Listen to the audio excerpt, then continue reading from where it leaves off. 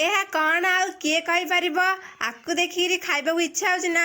ବୋଉ ସକାଳୁ ସକାଳୁ ଗୁରୁବାର ପୂଜା ପାଇଁ ମୋତେ କହିଲା ଯା କଣ୍ଟେଇ ଡାଳ ଧରିକି ଆସିବୁ।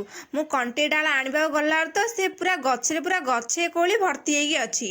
ତାପରେ କଣ୍ଟେଇ ଡାଳ ମୁଁ ଛିଡ଼େଇକି ଧରି ପଳେଇ ଆସିଲି। ତାପରେ ତା ସହିତ ମୁଁ କୋଳି ମେଞ୍ଚେ ଆଣିଛି। ତାକୁ କୋଳିକୁ ଭଲ ଭାବରେ ମୁଁ ଧୋଇକିରି ସଫା କରିଦେଲି। କୋଳି ଗୁଡ଼ା ବହୁତ ପାଚିକିରି ଅଛି। ତାପରେ ଏବେ ମୁଁ କୁଟୁଣି ଧରିଲି, କୋଳିକୁ ଟିକେ ଭଲ ଭାବରେ ଛେଚିଦେଲି। କାହିଁକି ନା କୋଳି ଯାହା ପୁରା ଗୋଟା ଗୋଟା ହେଇକି ଅଛି, ସେଥିରେ ନ ଛେଚିଲେ ଲୁଣ ଆଉ ଲଙ୍କା ସେଥିରେ ଭିଜିବନି। ସେଥିପାଇଁ ମୁଁ କୋଳି ଗୁଡ଼ିକୁ ଛେଚିଦେଲି। ଆଉ କୋଳି ଗୁଡ଼ିକୁ ପତ୍ରକୁ କାଢ଼ିକିରି ସେଥିରେ କିଛି ଲୁଣ ଆଉ ଲଙ୍କା ଗୁଣ୍ଡ ପକାଇ ତାକୁ ଭଲ ଭାବରେ ଗୋଳେଇ ଦେଲି। ଗୋଳେଇକି ଭଲ ଭାବରେ ଗୋଳେଇ ସାରିଲା ପରେ ମୁଁ ପିଲାମାନଙ୍କୁ ଦେଲି ଖାଇବାକୁ। ପିଲାମାନେ ତ କହିଲେ ବହୁତ ହି ବଢ଼ିଆ ଲାଗୁଛି, ଖଟା ମିଠା ଆଉ ରାଗ। ଆପଣମାନେ ବି ଏମିତି କରିକି ଖାଇଛନ୍ତି? ମୋତେ କହିବେ। ମୋ ଚ୍ୟାନେଲକୁ ନୂଆ ଆସିଥିଲେ ସବସ୍କ୍ରାଇବ୍ କରିଦେବେ। ଜୟ ଜଗନ୍ନାଥ।